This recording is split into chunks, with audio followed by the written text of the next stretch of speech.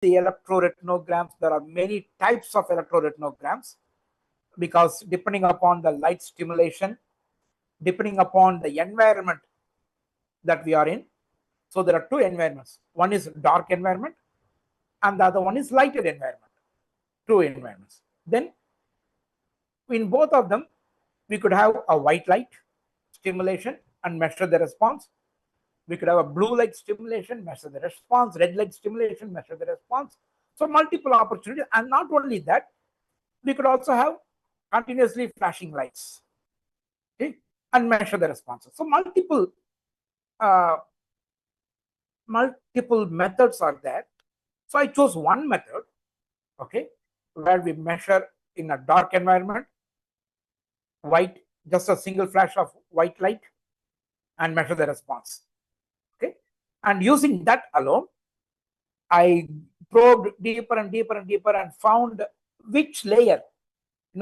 I mentioned about retina. I just said that it's a collection of it's a light collection layer.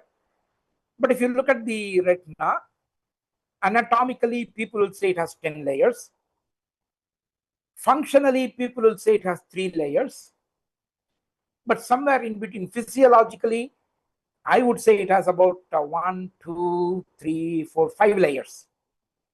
And that's what I did. I looked at retina like a 5-layer structure and then pinpointed that the second layer is the one that is affected in this particular disease. The 4th layer is the one that is affected in that other disease, so on and so forth. So go deep, very deep, and pinpoint. That's what academic research is all about. But a book would be slightly different. It would want you to go deep, of course, but it would also require you to have a breadth. Okay, so you should give a scope of the lay of the land, plus choose that one area and go a little bit deep in it. That would be the kind of approach. But of course, your mentor will guide you. This is the general thing I'm saying. Of course, things would change from individual to individual. Your mentor will tell you exactly what to do. Okay? That's what this book is. The book idea is that you, of course, write a book on one topic in emerging technologies, AI, whatever. That the book should include your research material as well, not just a literature survey, but your own research material also should go into this book. So in the earlier days, we used to call these monograms.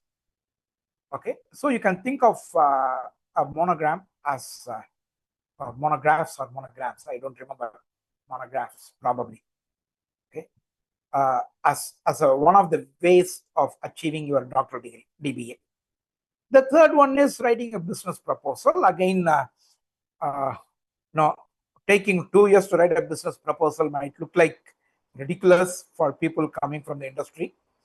Okay, but believe me, they are going to make you work for, if not 2 years, these academics are going to make you work for at least a few months until you get your proposal in order.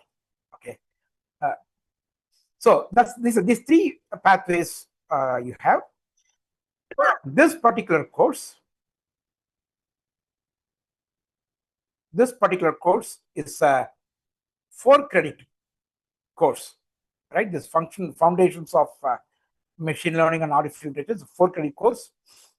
We'll have 2 assessments. Both of these assessments will be individual submissions. The first assessment will be purely lab oriented. So you are going to get your hands dirty trying out few techniques. You're not going to code though.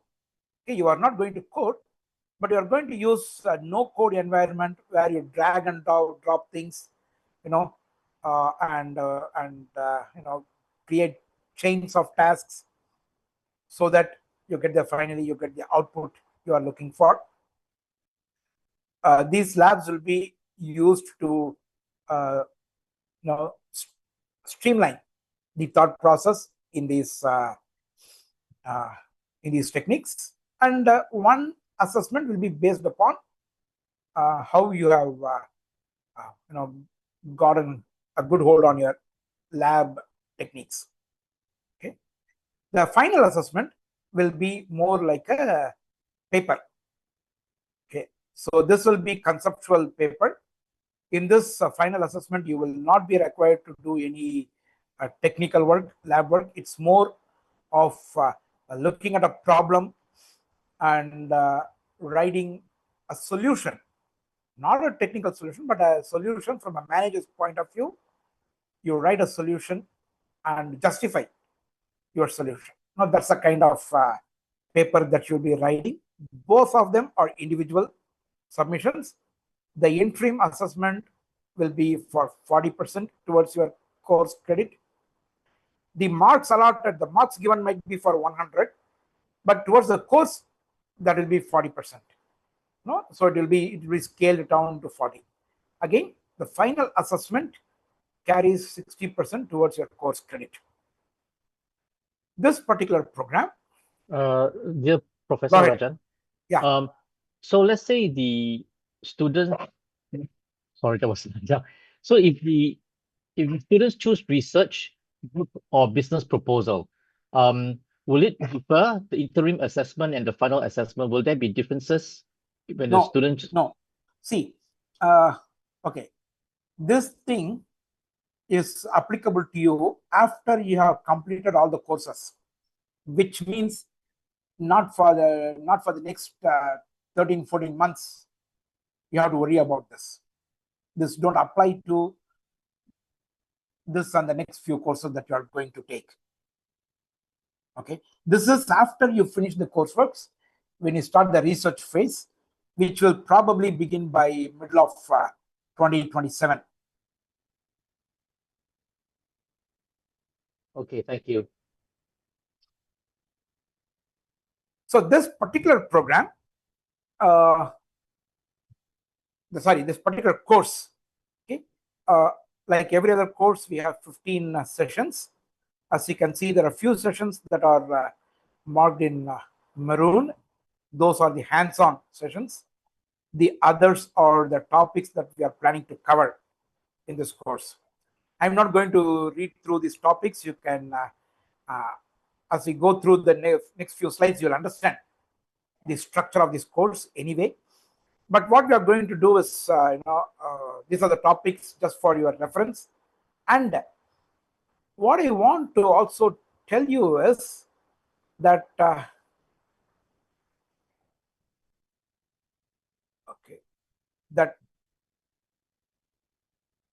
I might change the order of these topics as we move along, but we will cover these topics, all of these during these 15 sessions.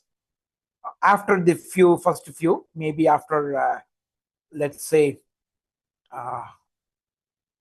linear regression, okay, we might change the order of the topics depending upon how we progress. Okay, so just wanted to give it. This is what you can add this as one of my disclaimers.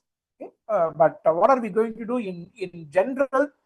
What we are going to do is we are going to learn a little bit of statistics and probability.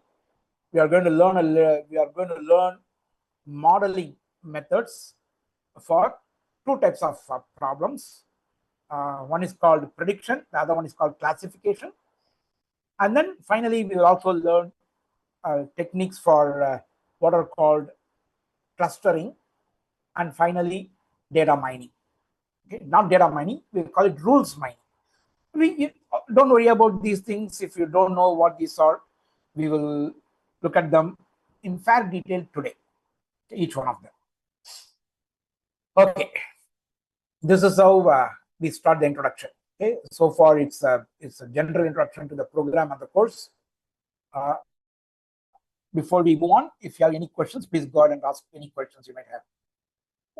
Professor, is there a, overlapping session on introduction to Azure ML that's along with this, it happens? It might be there. It might be there on some day. I do not know. If there is an overlapping session, Okay. when you say overlapping, you have it on the same day, same time, this course takes precedence. Okay, Because fine. this is graded, whereas the other sessions offered by Upgrade or GGU as as some additional material. I have heard this has happened a few times in the past. I think they are trying to fix the schedule such that there is no clash. For example, everyone who has chosen to be in this particular slot, if there's going to be additional sessions, they might do it coinciding with the timing for the other slot, which happens at a 12 hours difference or whatever, right? Yeah, for So, example, on March 15th, 6:30 p.m. to 9:15 p.m., we have this session, and there is an intro to Azure ML from 6:30 to 9:10, exact overlap. So do you know who is doing that? Is that it a is Dr. Raj Kumar +1. okay? I think that's also Rajkumar available at +1. 11 o'clock in the morning on the same day. On Sunday, it's also available at 11 o'clock in the morning, so you can log into the morning one. But with respect to the other sessions, especially the session 3, there is only one option appearing, and it is a overlapping option. So, okay, what is the solution? I'm going to put the ball in your court. Okay, you can try to reach out to student support INT, I think Student Support International, telling that there is a clash of schedules and ask them to clarify things for you. Okay, Sure. you will have a lab session on that day. Probably Dr. Saroja Nagarajan might introduce MS Azure to you on that day. I do not know. We used to do Power BI before, but maybe we have stopped doing Power BI, go straight into Azure. That could be possible, right? So, Sure. Dr. Saroja might be doing Azure on the day. What I would suggest is, please immediately you send an email to Student Support International and get a clarification on this. This should not happen. This overlap of schedules should not happen. We had discussed this in the past, and we decided we will try to, regularize these things as much as possible. So please write to them. I will also remind them. I will also do that. Sure. Tomorrow I will call them, but just in case, if it comes from two different directions, there's high chance of people paying attention to it. Sure. And another observation, in the live schedule. Any other questions? Yeah, one more observation, Rajan. The agenda for these sessions are showing the emerging technologies for the digital I'm getting this message saying my internet connection is unstable. So let me check that. Let me check my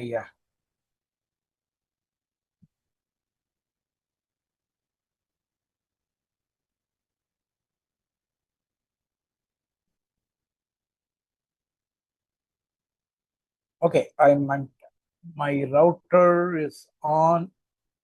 I'm going to try to change my router. I hope I don't. It's okay now.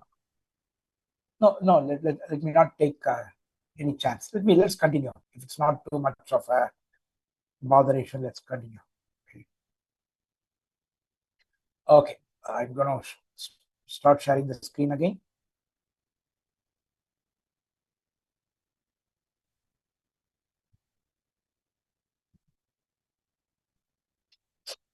Okay. So we'll start with a very philosophical or theoretical understanding of these different terminologies that we use. And of course, this is going to be, God, I hate this. This is going to be only partially complete because the world has expanded, the AI world has expanded. So what is it that we mean by these different terms? Data science, deep learning, machine learning, artificial intelligence, all these different things, right? Contrary to what we think artificial intelligence, or not what we think, the mainstream understanding, artificial intelligence is an all-encompassing term. Okay, so what does it mean?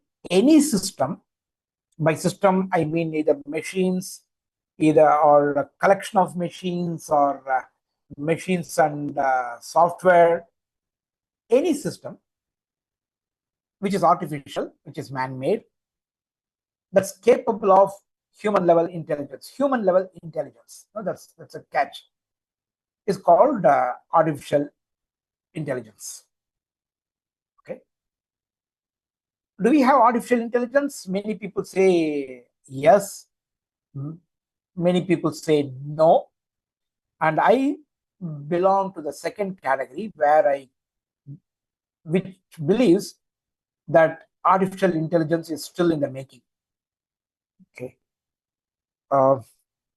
we can discuss about this ad infinitum, but what we have are only machines and algorithms that try to mimic human tasks, that demonstrate certain level of intelligence. I think that's what is happening until now. Okay, so artificial intelligence doesn't have to be a software or a laptop or a combination of these. It could be something like a molten mass of something. It could be a robot. Okay, so we have to have this a very abstract idea to understand what this artificial intelligence is. But on the other hand, we have mastered or done a lot of work in what is called machine learning. What is meant by machine learning? Machine learning is a small subset, not a small, maybe a fairly large subset of artificial intelligence, where algorithms or mathematical models or systems, by systems I mean hardware, software, their combinations together, where these systems have learned to extract knowledge. What is it? And again, we will see that as we move along, this is a very specific type of knowledge that we are talking about, namely a relationship between an input and an output. The system gets an input and it is now required to give an output. And how do I generate this output from the given input? Okay, and that kind of task has been mastered in artificial systems. Therefore, I would say that in machine learning, we are far ahead.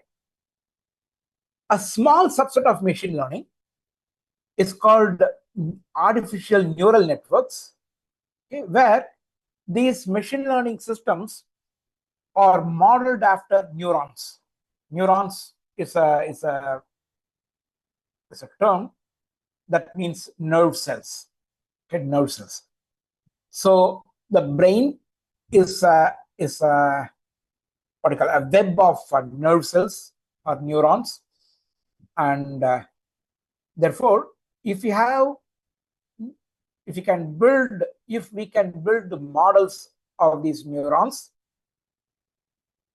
and have these neurons interact among themselves, then it is probably possible to simulate what the brain does, okay, or mimic what the brain does.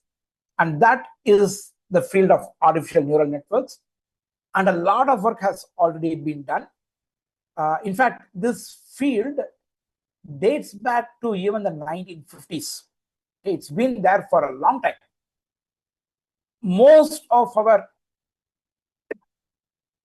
theoretical understanding of the artificial neural networks was achieved by the 1980s 1990s. No, most of the theoretical knowledge have been achieved during those times. I remember when I was a grad student in the 90s, reading books and books on artificial neural networks, on back propagation ideas, all these different things.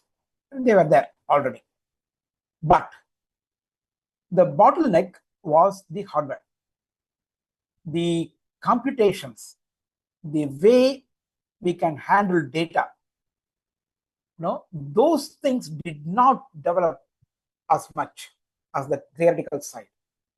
This explosion happened after 2000s, and with that explosion, what are the multiple things?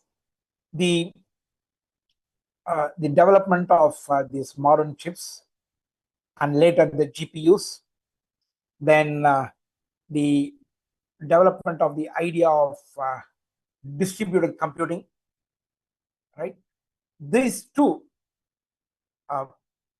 contributed enormously to the explosion of this field of neural networks, artificial intelligence. That's when. And when did it happen? This started happening in the 2000s, but the real fruits of this we started seeing in the 2012s, 2015s, around that time. Now that's when we really started seeing the magic. Okay, and then in the last few years, things have been going really crazy. The growth is almost exponential.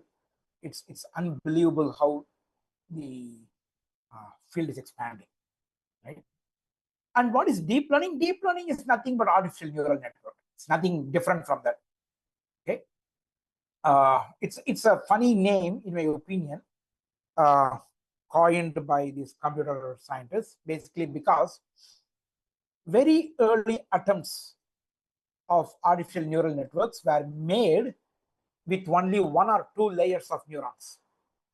Okay, so I have one layer of neurons. How do they work? I have two layers of neuron. How do they work? And going beyond that, during those theoretical calculation days, it was very difficult for people to do that. And even I remember I used to do, when I was a postdoc, I used to build very simple neural network with feed forward transfer of information. Okay, I used to build these networks. I did not call them neural networks at that time. We just called them feed forward model. Okay, and build this. Now write code for each one of them independently. For each neuron, build a code and then combine them. Do these things. This was what I was doing for my postdoc work in the early 2000s. But nowadays, what you do is just pull up a model, just say this is what you need. It's already there with you, right? So with the explosion, now what happened was, with the explosion of computational power, what happened was that we could have more than two layers. And when that became easy, people started calling those kinds of networks as deep networks. Neural networks that had more than two layers of neurons. People started calling them deep networks. And whatever learning was happening in those deep networks, people started calling them deep learning. That's it. Okay, so it's not any special thing. Okay, now, finally, we also have data science. Okay, deep learning or deep networks are the ones that are fairly true models of the neural networks. And then we have what is called generative AI. So what had happened till about the 2012s, 2015s was that given the input, get me the output, right? I want to know if I I bring in these players, okay? Will a team made of these players, what is the probability that they will win this championship in the upcoming event? That kind of work. That's what people were doing until about 2012, 2015. For example, given this image of, given this X-ray of the chest, can you tell me whether it's a normal chest, normal X-ray, or it's an X-ray of pneumonia, or it's an X-ray of some kind of a damage due to smoking or cancer, whatever. Okay, so those kind of, these are called predictive models. Okay, but then what in the quickly after 2000, especially in the during the pandemic days, somewhere from about 2019-20, when GPT-3 came along, generative models boomed. So what does it mean? This means we are not just going to predict something for a given data, but we are going to generate data. Okay? And that is called the generative AI. And generative AI is not anything different. It's like, again, neural networks, but doing a different kind of a task. Okay, so that's a small, that you can think of generative AI as one chunk of the deep learning part. The other chunk is the predictive analytics part. Half of it you can think of it as predictive analytics, half of it you can think of it as Gen AI. And in the Gen AI, again, traditional Gen AI and agentic AI, right? So what we have now come to the situation is we have agents which can, the generative AI, once it can generate data, we can also design systems which can reason. Once we can bring in reasoning, we can also bring in decisions. If we can bring in decisions, we can also bring in action. So we can put all of them together, okay, have a neural network, generate ideas, reason out whether idea 1, idea 2, idea 3, which one would work better in a given context, then give it permissions to execute a particular idea, and give it faculty to observe the outcomes. Depending upon the outcomes, make it go back and rethink the original idea, see whether it needs any changes, keep modifying it until you have the desired outcome. Okay?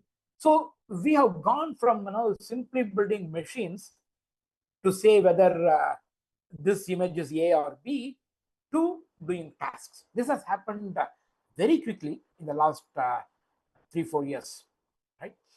And that's where we are now. And in all these things, you will also hear many a time people talking about data analytics, data science. I don't like the term analytics, but people use it anyway. So data science is a term that we hear many a time. And what does that refer to? That refers to the what I call as the alphabet of this entire field. Okay, alphabet of this entire field. What do I mean by that? If machine learning should happen, when I say machine learning, it also means deep learning. If I mean deep learning, it also means generative AI, it means agentic AI, everything. For all of these things to happen, what are the essential tools and techniques that we should know? These form the foundations. What are those? The math and statistics. Domain knowledge is very important. Domain knowledge. Programming skills. Yeah, of course, without these three, we cannot put together a good machine learning system. Okay? And this particular course is going to focus on this one idea called statistics. Okay? In this course, we will start with statistics, and then we will jump on to using statistics and learning a little bit of machine learning. Okay? This is what the route we will take in this particular course. Okay? Any questions? Any Yes, sir, ideas? one question. Yes, sir, one question. So basically, this question actually just came into my mind because most of the ML models and the artificial intelligence models that I see, it actually learns from the data, right? Correct. But the problem, which I am not very much sure that where exactly this learning or the understanding they put together so that in future, if something comes to on their way, and how they identified, okay, this was the action I have taken in the past, so I need to take the same action. So this is something I would like to have a little bit light on it. If you can provide some detail on that. Your question is going to be answered throughout this course.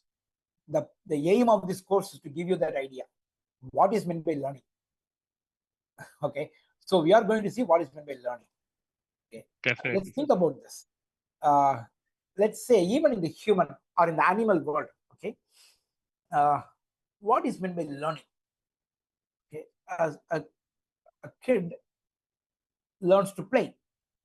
Okay, and we are sure. In fact, a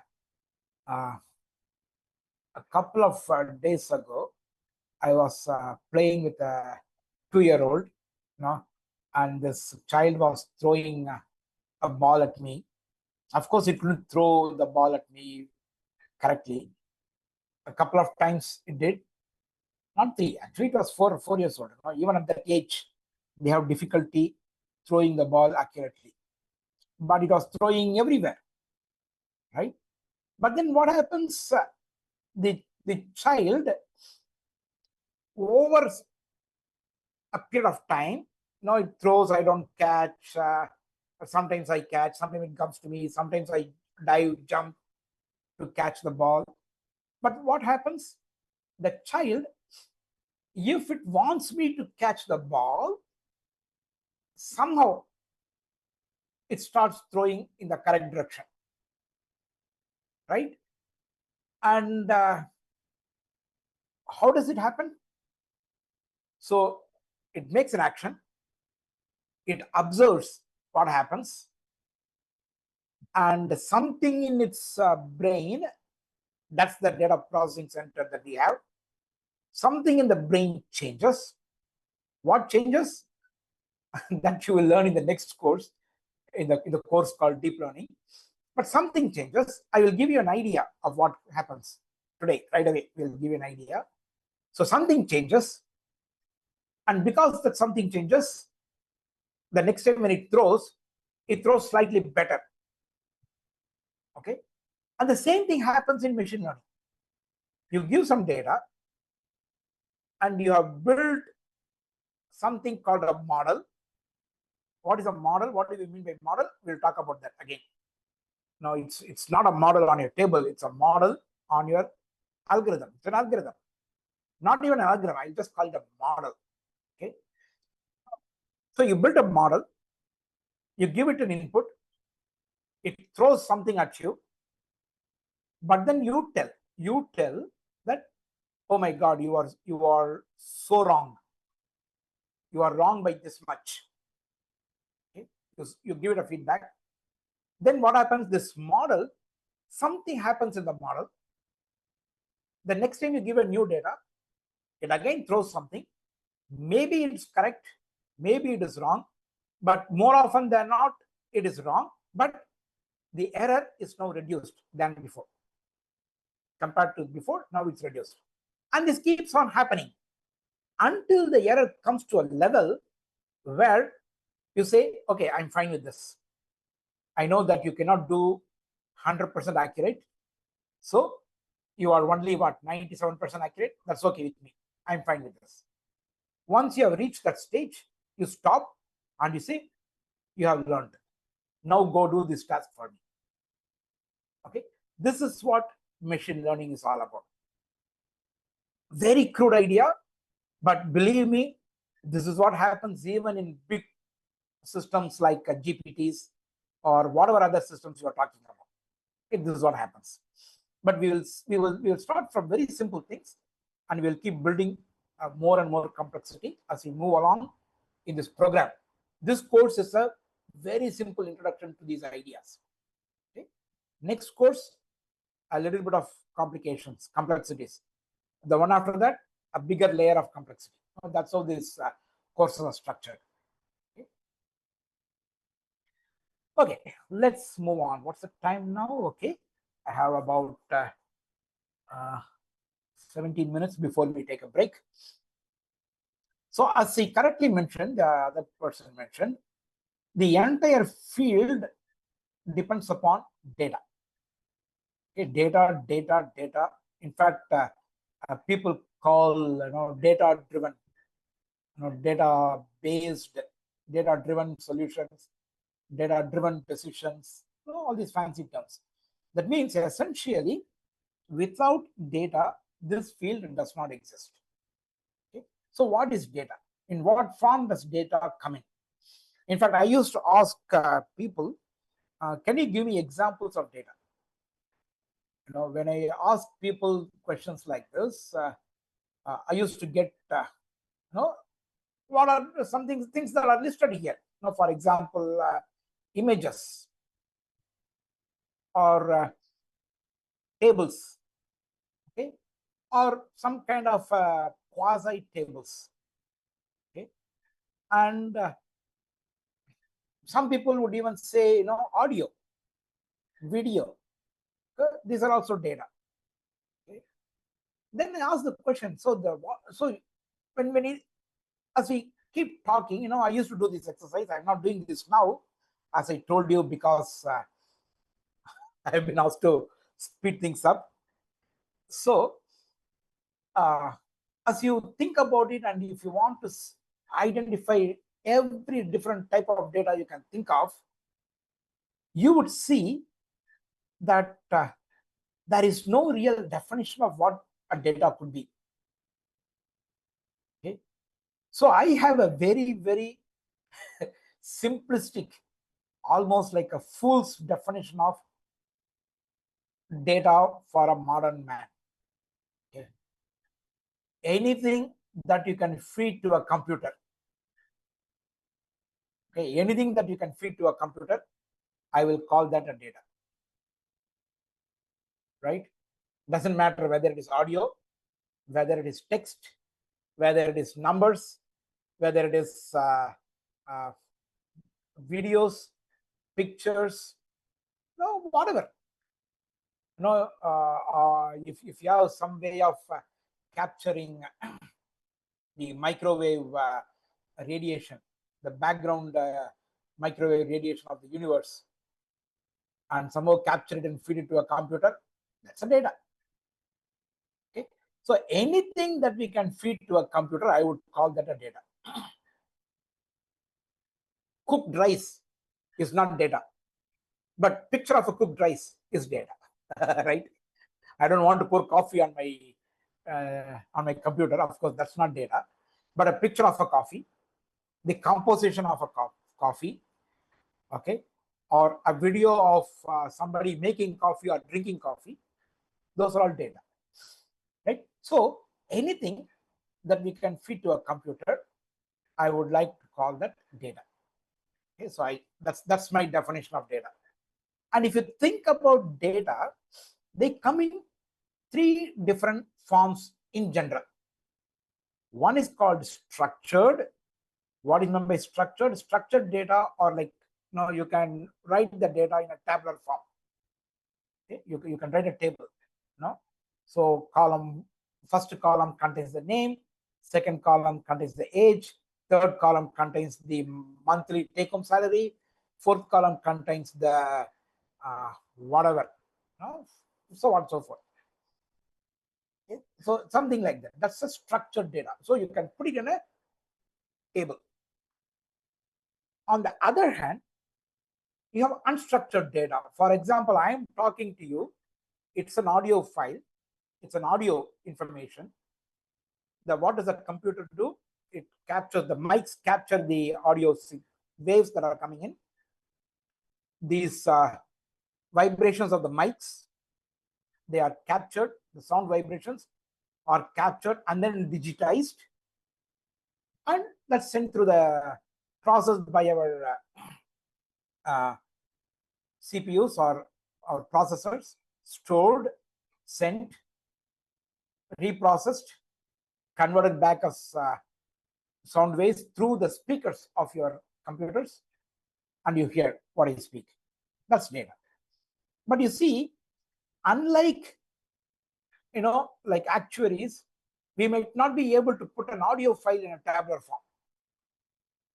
You might not be able to put a video file in a tabular form, or an image, or a news article, right? None of these we can put in a tabular form. So these kind of data are called unstructured data. These are called unstructured data. There are some data that are in between the structured and unstructured. For example, XML files, HTML pages. Now, most of our HTML or XML meta language started from this great mathematician, computer scientist. I forget his name. I'm blocking out his name. Donald Knuth. Right, Donald Knuth. He had how many? I think 6 or 7 volumes called The Art of Computing. Okay, it came out in the 80s, and he found that the printers could not print math properly. So what he did, he wrote his own software for printing, and that was the first meta language that was written, and that was called TeX then, TeX, TeX. Then it bloomed into LaTeX and many different avatars of TeX. And from ML, that is meta languages, we had XML, HTML, everything, developed from that brain that Donald Knuth created. But anyway, so you have XML formats. For example, HTML, if you say, it has a structure. It's an HTML document. Inside the HTML document, you have a header, you have a body. You might have, and inside the header, you might have some different divs. You might have tags. That's a structure. But even then, you cannot put them in a table. There is a structure, but the structure is a little bit fluid, right? Take bibliography, for example, reference, citations, right? You have title of the article. You have list of authors. This is a major problem, because if you want to put it in a table, author 1, author 2, author 3, how many will you have? Some articles might have single authors, some articles might have multiple authors. But there's a structure: title, list of authors, publisher, year of publication, pages, any other detail, DOI, all these things. So these kind of data that have some structure, but the structure is a little bit fluid, those kind of data are called semi-structured data. Those are called semi-structured data. Unfortunately, people use the word machine learning to refer to the techniques that we use for structured data predominantly, which is what we are going to study in this particular course. We are going to restrict ourselves to only structured data in this course. Okay? In the subsequent course, you will be dealing with unstructured data and maybe semi-structured data. Okay? So this is very unfortunate terminology. As I told you, this is false. Machine learning is everything. Okay? Artificial intelligence, in my opinion, does not exist truly. But unfortunately, people use the word AI, artificial intelligence, for the techniques that we use to deal with unstructured data. ChatGPT, unstructured data. You type in a prompt. How is the prompt going to be? We do not know the length of the prompt, the structure of the prompt. We do not know beforehand, right? So that's unstructured data. And when we talk about ChatGPT, we call it AI. Right? It's one representation of AI, but not truly. It's not. It's still, in my opinion, machine learning only. Okay? Very sophisticated machine learning technique. Anyway, let me get back from my dissertation there. So We will be dealing only with structured data. That means data that we can put in a tabular form, in a table. That's what we will deal with in this particular course. Okay. What can we do with structured data? Even with unstructured data, we can do similar things.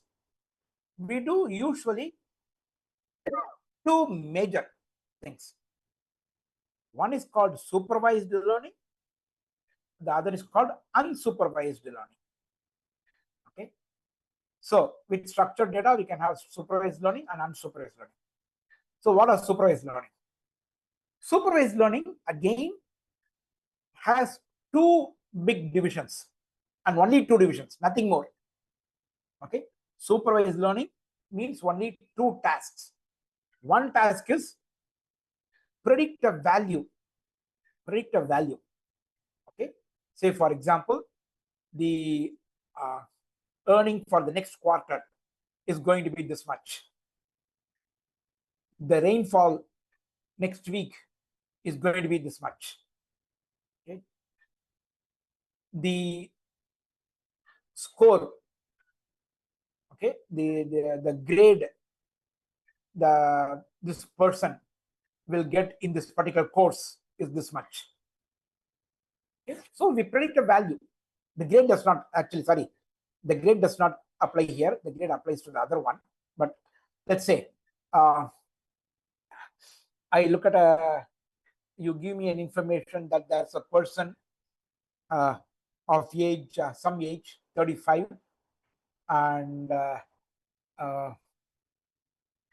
some habits. No, let's say you say this person smokes 3 cigarettes a day, drinks 2 glasses of wine every week, okay, and works in an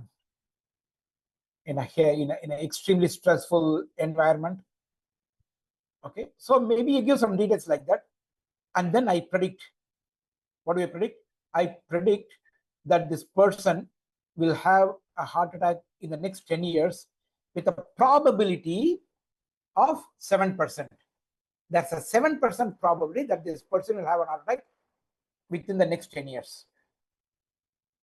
Continuous variable, okay, value. Whenever I make those values, that is called prediction or forecast. Forecast is prediction for the future. Okay, I have historical data. I have 20 quarters data, 21st quarter's earning I want to predict. Okay, that's forecast.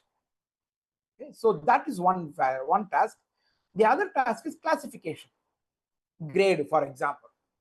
Grade, it has 5 grades, right? A, B, C, D, F, 5 grades. So one of those classes you belong to. Whether a product is defective or not. Binary, 2 classes. Medical diagnosis, whether a person is normal or has disease A or disease B or disease C. Those are classifications. A mail is spam or not. Okay? These kind of tasks. So there are only 2 tasks that are possible in general, okay, when we have supervised learning. One is predict a value or predict a class. Only these 2. Okay? And that both together are called supervised learning. What is supervised learning? We'll come to that in a short while. We have not learned what is learning, but anyway, we will learn these 2 things first. What is supervised learning? What is unsupervised learning? We'll just get an idea of this. So what is unsupervised learning? Unsupervised learning has, I've given only one grouping here, but actually we can think of 2 groupings. Okay. One task is to segregate the data. Okay. Say, for example, a retail store wants to identify customer groups. Okay. Why? Because then they can design marketing. They can customize the marketing for each group separately. Let's say they have identified 4 different groups. Okay. The marketing you would do for group 1 could be different from the marketing you would do for group 4. So that's called clustering. There's another kind of task we do. We do what is called mining. What do we mine? We mine if someone is doing this, then they will do that. If we can extract that kind of rules. Okay? This is called rules mining or mining in general. Okay? These two basic tasks, clustering, rules mining. Okay? These two basic tasks come under what are called unsupervised learning. So we will look at all these four different tasks in this particular course: prediction, classification, clustering, and rules mining. Okay, these four we will take a look at in this course. Okay, just for how about classification for malingering? Oh, you know the word malingering. Malingering is a very interesting word, specifically used in clinical sciences. Yes, that's a so whether someone is a malingerer or not. Okay, so that's a classification. Okay, or grouping similar to fraud insurance. That's again, yes. Go ahead. Sorry, so no, it's just kind of piqued my interest. Let's say if I go through trending and I studied the last few years for a number of so-called public holidays, long weekends, and all that over the past few years, and among the group of staff that we have that tend to take opportunistic absenteeism with medical certification, whatever. So we will say that through through learning, we're able, unfortunately or fortunately, we're able to classify some of them under this. There's this trend that this person tends to be on MC on a particular holiday after that. So that could be considered query malingering. Will that be right? And we can say we don't say so. It's a machine that says so. So Yeah, again, that's a classification. The machine will say that. How can we say that is a question. What are the techniques we can use? In fact, if we are going to use the historical data, as you mentioned, looking the past and how they have behaved, very classic example of supervised learning of classification. I do not know whether I understand you correctly well or if I answered you, but yes, correct. Thanks so much. Thanks. Fraud insurance, yes, insurance fraud is again a major task. In fact, one of my friends, he used to work for an auto insurance company, and what he was doing was he was building an image recognition algorithm where when the inspectors visit or the persons who got into an auto accident, they take picture of the vehicle and then they share with the insurer, and this machine learning system would study these images and then classify them as genuine or questionable or fraud. Okay, genuine, no need to do any further inspection, just go process the claim. Questionable, then you go and do a human verification. Okay? And then fraud, they take other kinds of actions. Okay, of course you cannot take any punitive actions, so that will involve human verification followed by some other actions. So they wanted to, so he was building on an image analytics, for no better word, I like to use that word, image analytics, for the insurance companies. Yes, grouping, cluster. It's not a grouping. It's actually cluster. It's actually I don't want to call it clustering, grouping, but it's rather classification. Okay. On the other hand, if you are looking at historical data where you look at the data and you just want to flag, that some of these could be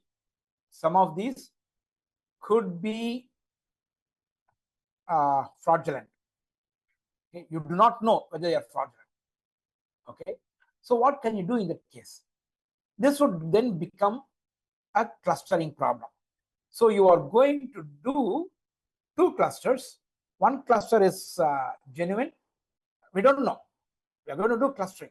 Okay, what are we going to do? Hopefully, one cluster will have all genuine candidates, and the other cluster will have all fraudulent data. Okay, exactly like in anomaly detection. Okay, the problem with anomaly detection and the fraud is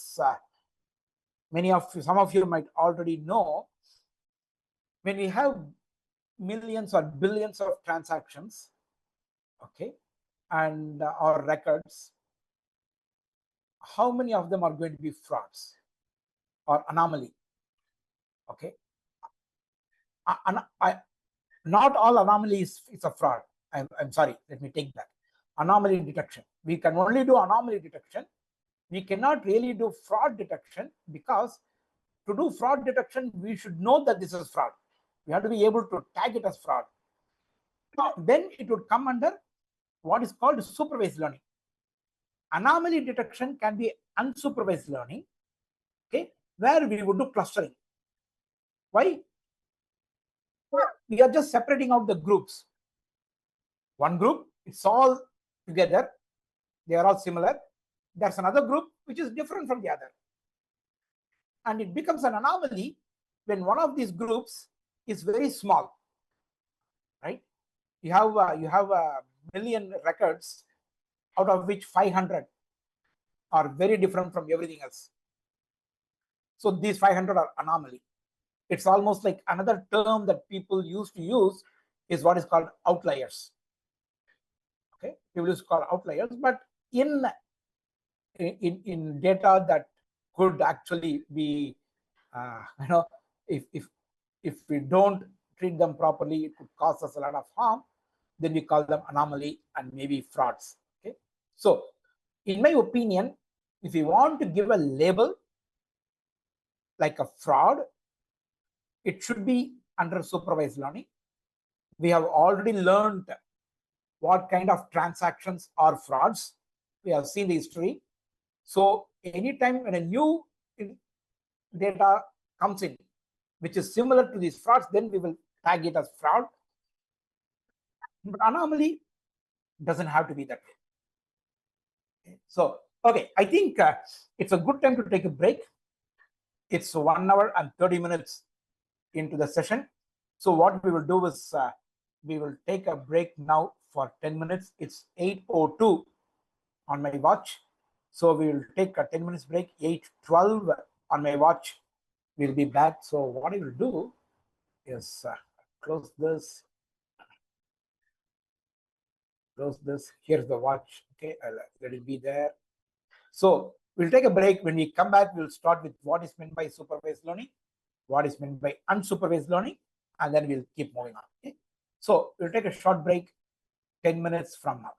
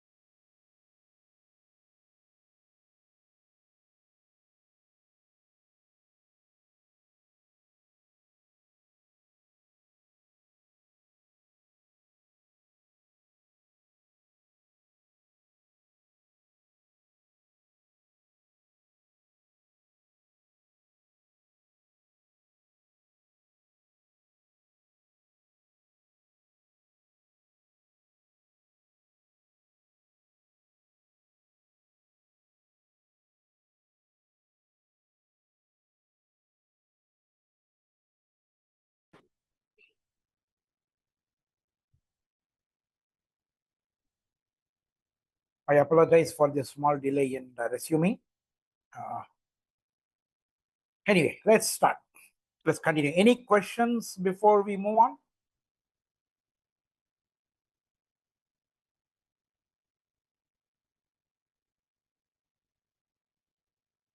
Okay. Looks like none. So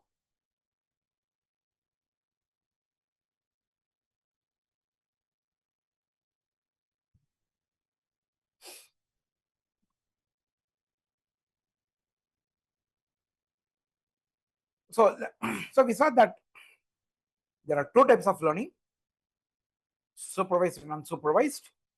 And in supervised learning, there are two types, prediction, classification. In unsupervised, there are two types, clustering and rules mining. So let's take a look at whatever is possible. Now, what is supervised learning? Okay. So we need to understand what is learning and then what is supervised learning. So let's say that we have an AI ML system that is a learning system.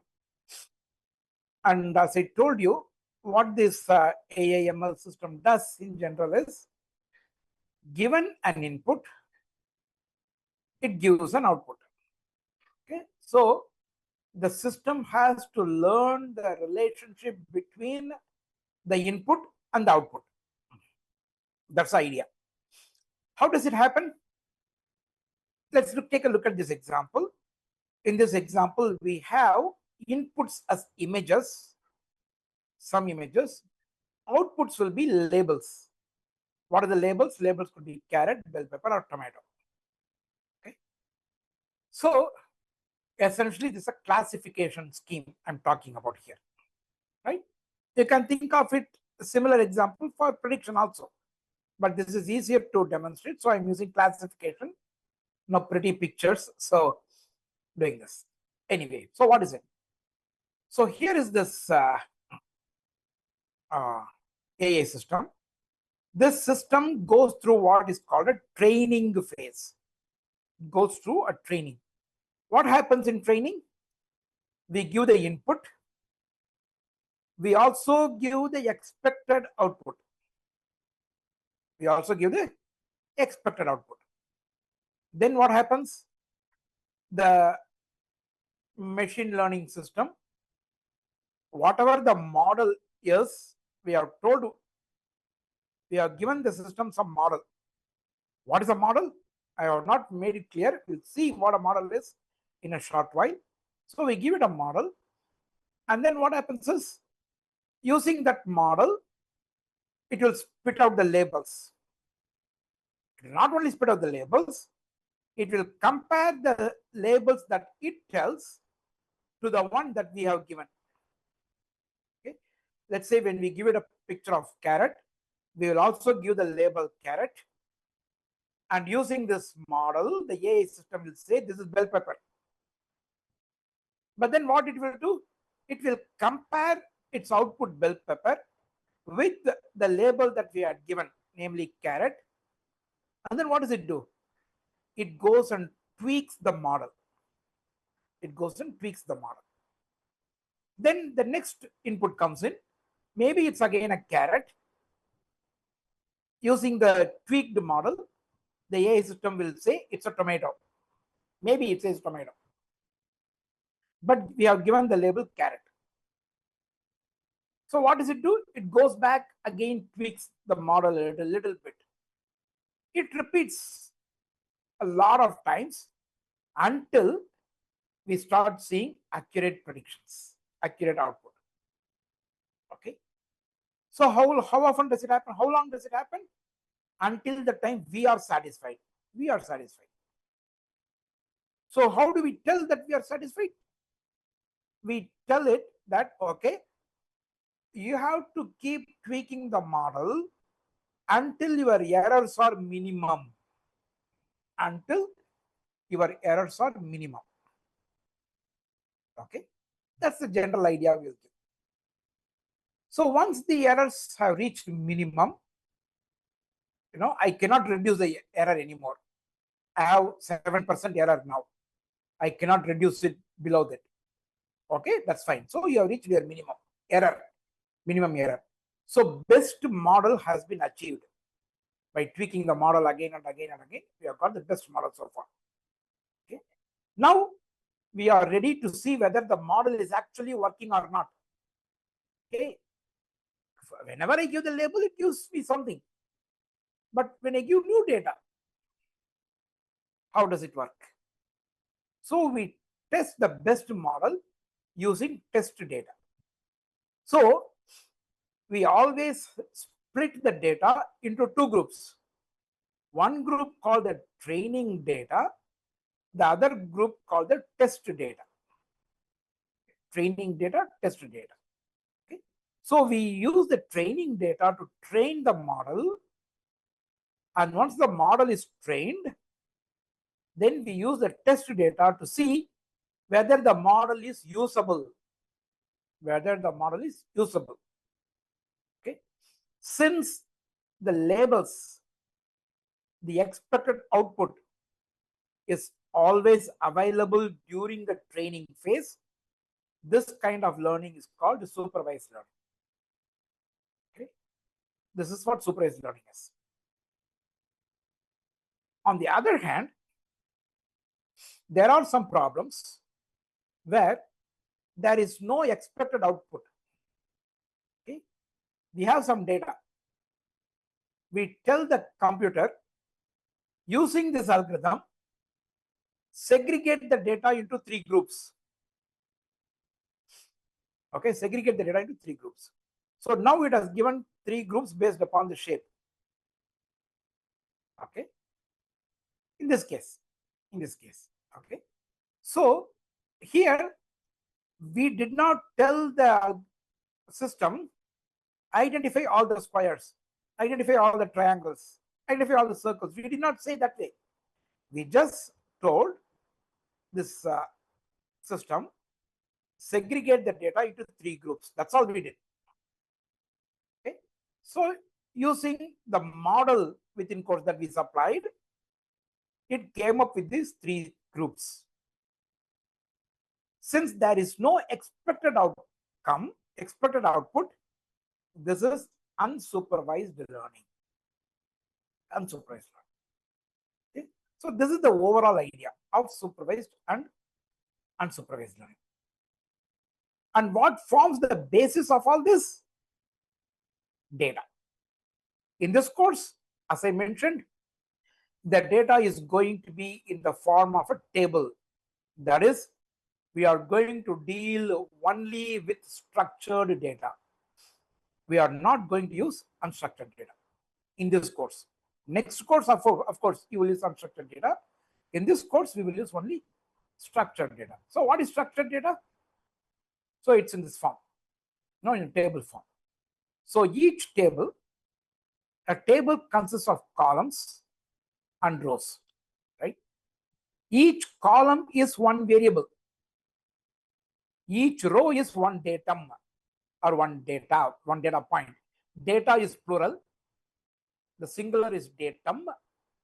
So please avoid using the term datas.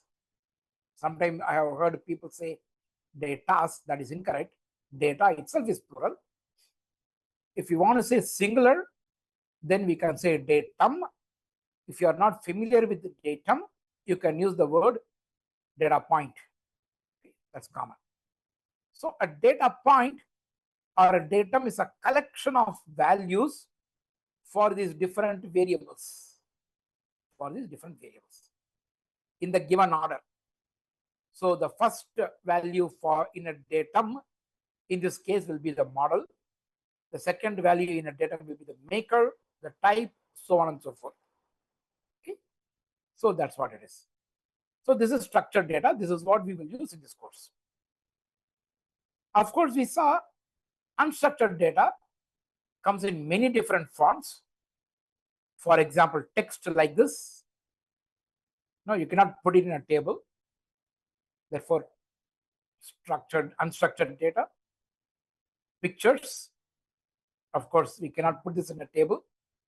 No, you cannot write this picture in a tabular form. It is a picture.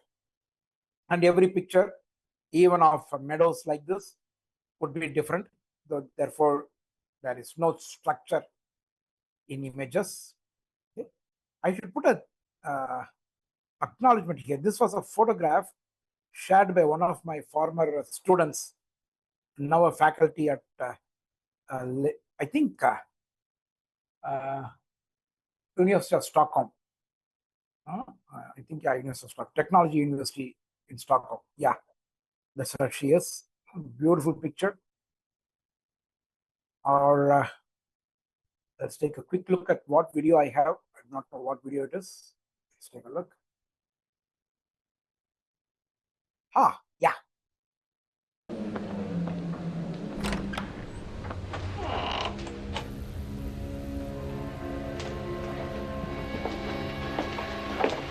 Mrs. Bates.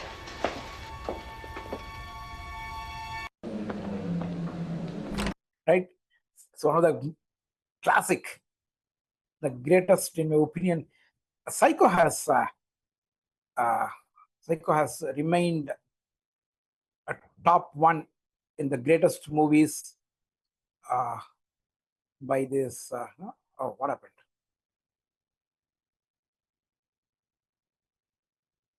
Psycho has remained the first spot of greatest movies by Rotten Tomatoes or IMDb for a very long time.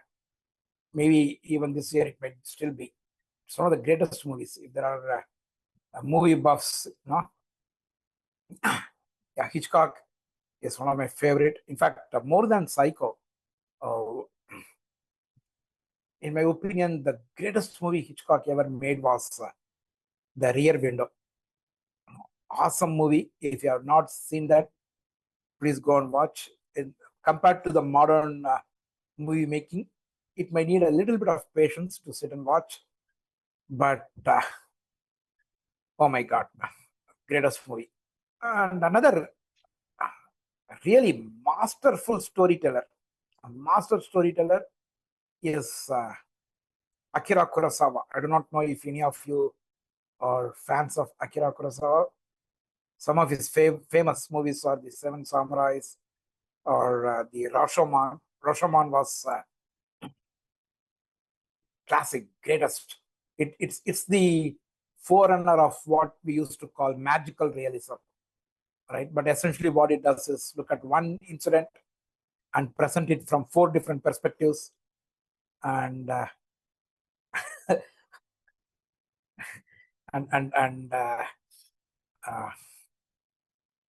and he leaves you hanging. He doesn't give a resolution in Rashomon.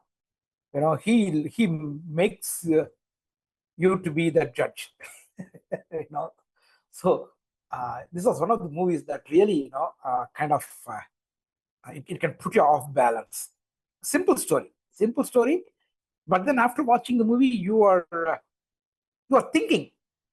It's like reading a book. Movies rarely have that effect on people. We don't think. We just watch a movie, go to a bar or a restaurant, have fun after that. But movies like Rashomon, they make you think.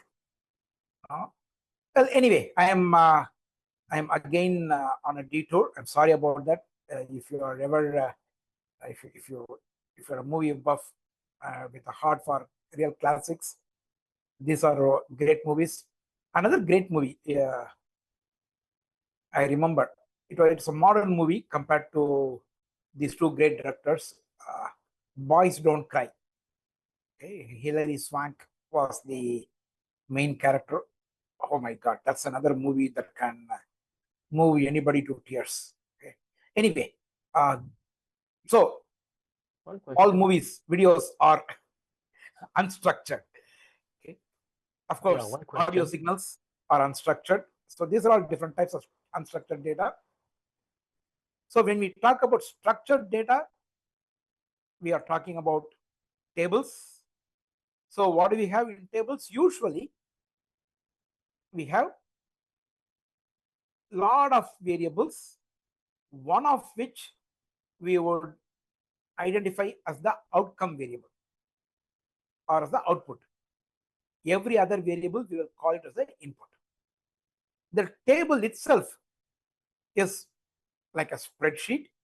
We would sometimes call it a matrix. Sometimes we would call it data frames, depending upon what frame of mind you are in. So they can come in different names. Each column is a variable. It contains one specific type of a feature of the data. It contains one specific type of feature of the data, each column. So each column can be called an attribute. It could be called a feature. It could be called a dimension. And the most common term is independent variable. Okay, these are different names for the same thing. For a column can be called a feature. That's the most common name. Or a dimension. Sometimes people use the word dimension. Many times people use the word independent variable. Occasionally people also use the word attribute. And there is usually one column that is singled out, which is called the outcome variable or a dependent variable, because the value of this column depends upon the values of all other columns.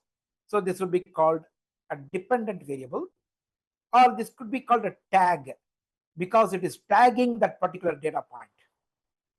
Okay, so it's called a tag, a label, or a target.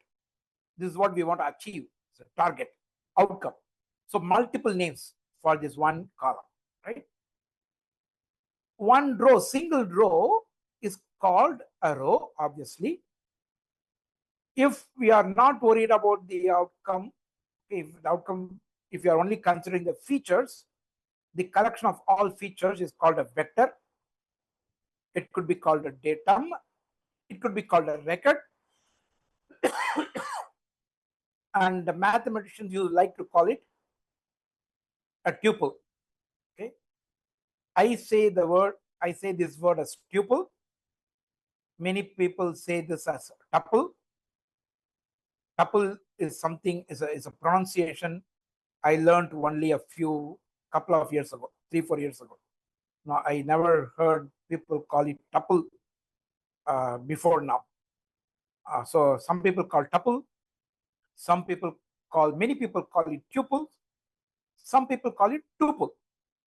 No, like TOOPLE. So tuple, tuple, different names, meaning a row in a table. That's all it is. Mathematicians are very fond of representing everything in a compressed form. The features are usually given the symbol X. The outcome is usually given the symbol Y. Therefore, people say the mathematicians would represent the X vector, that is the datum or the record or the tuple, okay, belongs, it is a vector in a p-dimensional space. What is p? P is the number of features. If there are p features, then each data point, we can consider each data point as a vector in a p-dimensional space. That's what mathematicians represent this. Okay, so try to get this understanding. Datum, set of independent variables. We can think of it as a vector in a p-dimensional world. We can imagine three-dimensional world. If we are super creatures, okay, then maybe we can imagine in more than 3 dimensions. So you can imagine every row of independent variables of features to be a vector in this multi-dimensional space. This fancy R represents real numbers. So these are real numbers. We have numbers here. What are real numbers? Real numbers are negative or positive numbers that we are familiar with. These are not complex numbers, usually. Okay?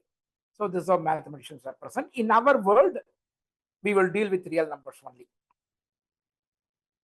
Oh no, but in our example, we saw the table had real numbers in some columns, but sometimes they had alphanumeric values, right? These are words, names, and here it's alphanumeric. What is it, alphanumeric? Here, VR38DETT.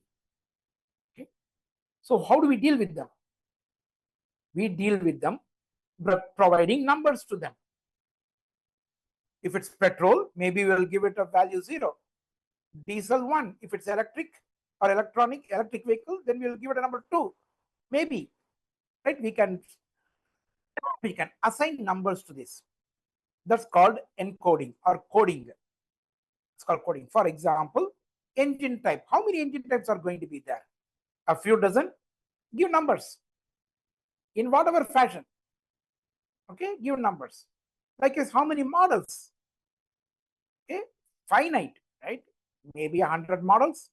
Give numbers, give numbers, give numbers. Here there are going to be only a few types. So it is possible to convert even alphanumeric entries into numbers. Okay, and that is called scales of measurement. Maybe we'll talk about it in the next session, but we can always convert these things into numbers by some method. Okay, so our data, we are always going to deal with a table of numbers. Table of numbers. Okay, okay,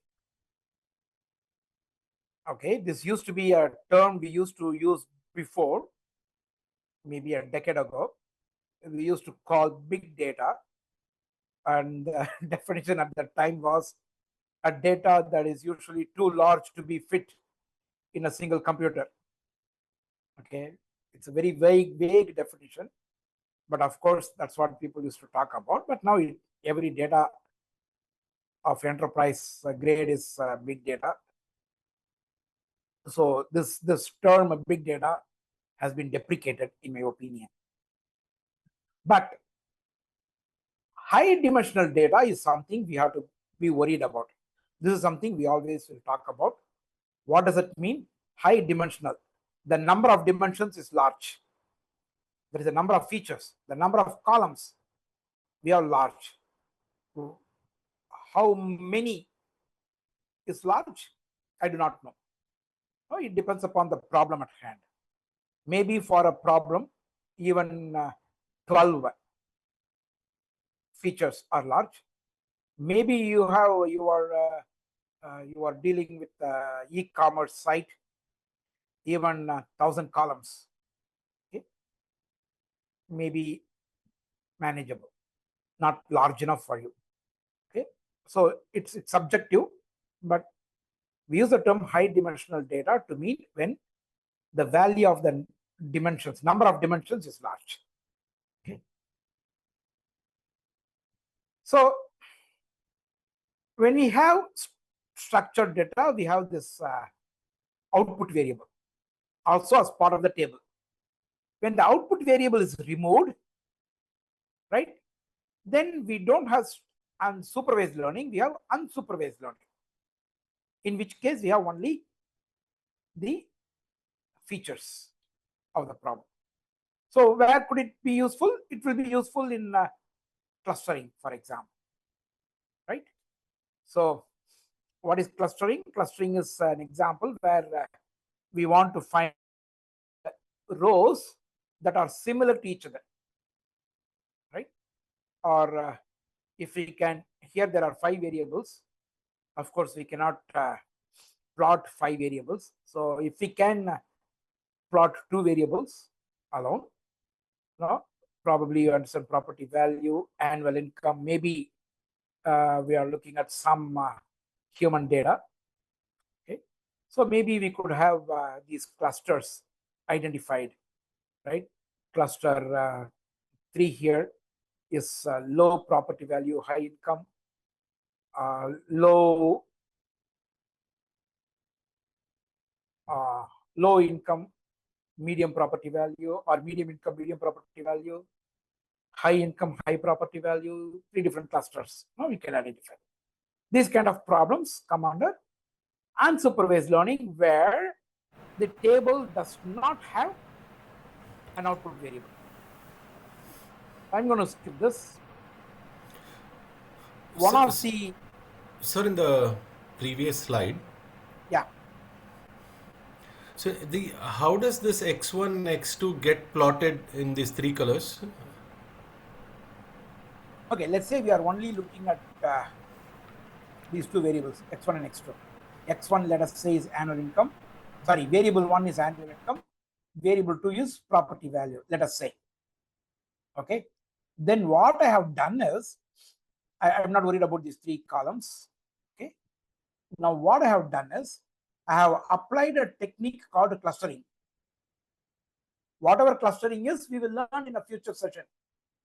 Okay. What happened? Okay. Whatever clustering is, we will learn in a future session. However, after I have done the clustering, I have found out that all these data points belong in one cluster. So I have given them a color green. All these points belong in a different cluster. So I have given them this color, what is it, maroon, orange. All these in a different cluster. So I have given them a purple color. This coloring has come after I have done the clustering. Okay. So the logic for clustering was provided by you. The logic for clustering is provided by me. All I am going to say is find rows that are similar. That's all. Okay. That's the logic. Got it. The question comes out, what do you mean by similar? Right? What do you mean by similar? That is a question, that's mathematical question.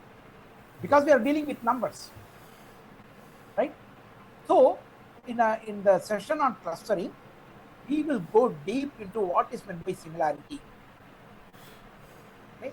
And then use that idea to do the clustering. My logic is only this. This is the logic. Find rows that are similar to each other. That's all. Okay? Thank you, sir. And that's the one single logic we are going to use. But of course, we have to define what is meant by similar. Find rows that are similar using my definition of similarity. Whatever definition I'll give. Okay? Thank you, sir. Good. Any other questions from anybody else? I think I was speaking faster there. Any questions from anyone else? Okay, simple ideas. So we will move. Another example of clustering is anomaly detection. Anomaly detection is again clustering. Okay, so what happens? We find rows that are not like other rows. So essentially, we are going to find few rows that are very dissimilar from others. Okay, so same idea, clustering idea. So let's not. I'm not going to deal with this. Okay. In unsupervised learning, there's another very wonderful application of unsupervised learning is what is called a recommender system. Okay, whenever we shop, the moment we go to Amazon or any of these online stores and we check for something, we get a lot of recommendations, right? People who bought this also bought these. How does it happen? Okay. So essentially think about a retail store, and let's say we have a table where each column represents one product. Okay, one product means one product, maker, model, whatever. Okay, so one product. So you have thousands or millions of customers, and each customer, which product they have bought, how many times they have bought. So in this example, user 1 has bought 4 times product 1, 3 times product 3, and 3 times product 5. Likewise, others. Okay. Now, when a user 4 logs in, okay, the user 4 has already bought 4 of product 2 and 4 of product 4, the user 2 has logged in, user 4 has logged in now. Now you can see which user is similar to user 4. Okay. And using this data, you can say that this user might be interested in product 1. Okay. Less interested, a little bit less interested in product 5 and still more in product 3. Therefore, recommend product 1. Recommend. How can we do that? So we look at again similarities and also look at this similarity of the users, also similarity of the products. Okay? Use these two ideas, combine them, and then make recommendations. This is a fully unsupervised learning. There is no expected outcome here, right? So this is a recommender system. Okay? In mathematical term, we would say, think about the retail store. Okay, it has about 10,000 items. Every user in his or her lifetime would have bought only 100 or maybe a couple of 100 items, right? So if you look at the entire table, the table will be very unfilled. Many cells in the table will be unfilled. That kind of a matrix is called a sparse matrix. So in mathematically, what people think of it is that we want to use this sparse matrix and fill the empty cells. Fill the empty cells. Okay? That's the kind of mathematical idea. Let's not worry about it. But the idea is using user similarity and product similarity, you predict which cell for this particular user is going to be filled next. Right? So that is a recommendation system. Okay. Okay. Now, are things clear? Supervised and unsupervised learning, how to use the table. Because we are going to come to the table form very often, again and again. Rajan, might be I ask this question? Okay. Now, some real-world examples. Could you please? Let's say we have a supervised learning, and I said that the outcome variable is called the dependent variable. That means it depends on the values of the independent variable. The value for the output variable, dependent variable, is dependent upon the values of the independent variable. Independent variables. Right? So the independent variables are collectively called as X vector. The outcome variable is given the symbol Y. And we say this dependence, we write mathematically as Y is a mathematical function of all the independent variables, X1, X2, X3, etc. Okay. Now,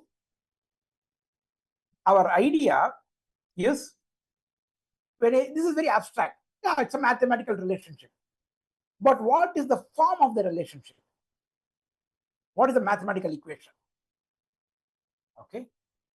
So I could say, let's take as simply two independent variables. Okay, let's restrict to two independent variables. So I can say, okay, distraction, chat window, agreed. Can you real world example of supervised learning?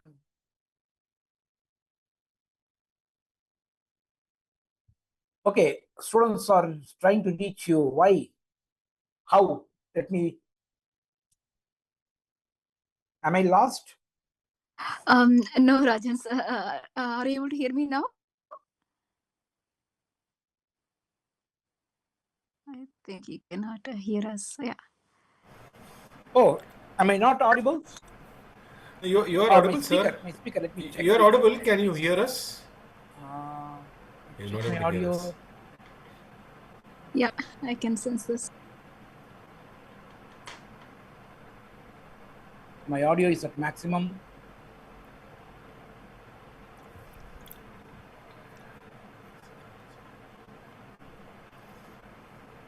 Okay, things are normal. Okay. Yes, I'm not able to hear you. Let me check whether I have. You hear me? Yeah, please go ahead now. Okay, You can are hear we me? able to? No, please give me 1 more minute. Let me grab a headphone.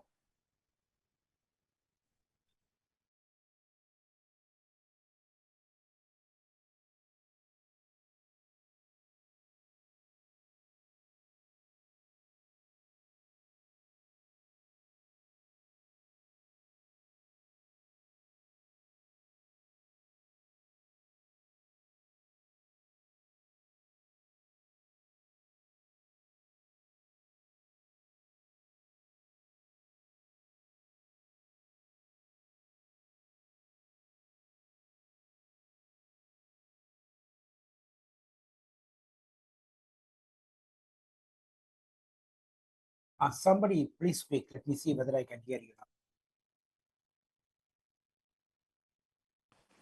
Testing. Testing. No, I'm not able to hear. Give me a minute. Testing. 1, 2. I think, can you hear me, sir? Yeah, can somebody speak now? Testing. Testing. Can you hear? Hello? Hello? Testing. 1, 2. Nope, I'm not hearing you all, any of you. I'm sorry, I do not know what is happening. Okay, it's fine. We can proceed. Yeah. Yeah, maybe we can type in the question Let me into the check one chat more time. message instead of. Okay, I'm trying different options. Please again, can anyone try? Testing. Testing. Can you hear us now? Nope. I think this is very weird. I'm sorry. Let's proceed. Today we will continue with the chat window. Okay, I'm sorry about this.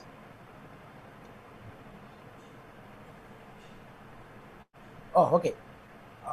Select a microphone, select a speaker. Okay. Now, please, can somebody speak? Let me check.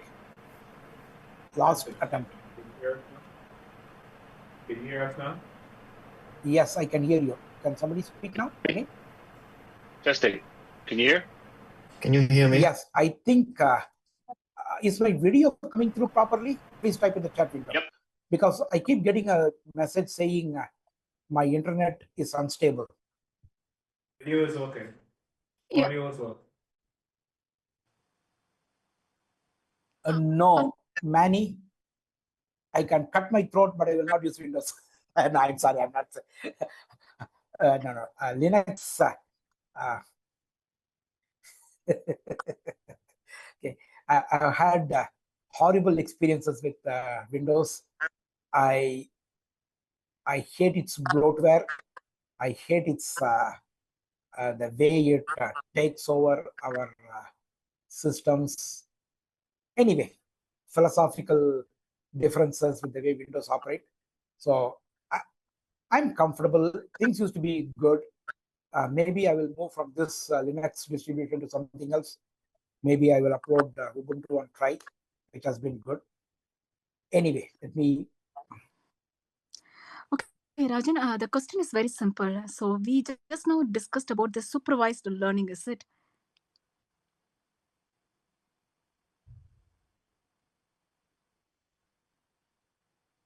Rajan, are you able to hear us? Yes. Okay. Yes.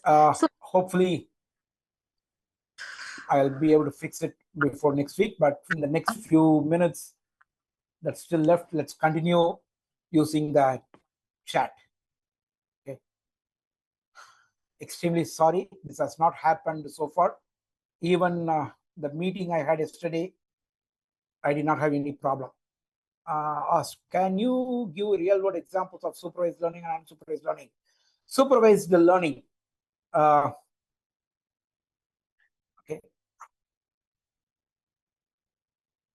Everything. Say, for example, your insurance actuaries. Okay, for example, that's one within quotes, real world example. Okay, how do you calculate premiums? Okay, that's one of the applications of supervised learning. All medical diagnostics that you see, okay, they are all supervised learning. Okay, all kinds of fraud detections that happen nowadays, those are all unsupervised learning. Okay. Of course, I'm simplifying them quite a bit, but that's what they are. However, you can take of any example, weather prediction. Okay, that's supervised learning. Okay, weather prediction is supervised learning. Then flight path calculation. Okay, then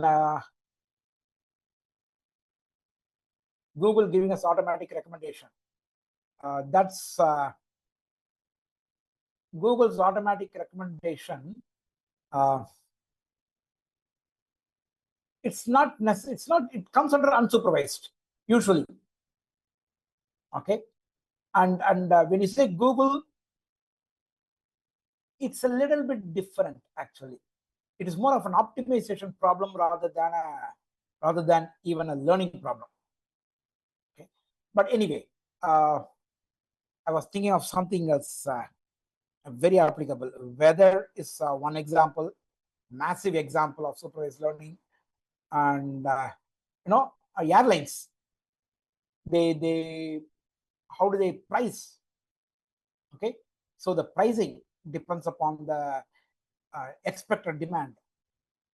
Okay, and they depending on it, you can price. That's supervised learning. Yeah, so supervised is with dependent present in feedback loop. Technically, we don't call it a feedback loop, we call it a learning phase, in the training phase. Unsupervised excludes the dependent. Very correct. That's correct. That's correct, Jeff. So it's a training phase, not the feedback loop, because in neural network, we are going to use something called feedback. Okay, so I don't want this to be confused there. And the term that we use is training. During the training phase, there is dependent variable present. Yeah. Okay, now, in fact, thanks, I forgot the name, John Sirani. I think John Sirani, yes. Thanks, John Sirani. Another disclaimer I wanted to make at the beginning of the class was this, namely, I have always had people ask me, give me real world examples, give me some case studies. Okay, and this is a disclaimer I wanted to make. I will not. Okay, so why? Again, I'll tell you why we desist from taking a real world example. Let's say, for example, ETA, expected time of arrival. Okay, that is supervised learning problem. Actually, it's an optimization problem. It's what is called reinforcement learning. So we can try to give that as a use case, but the problem is this.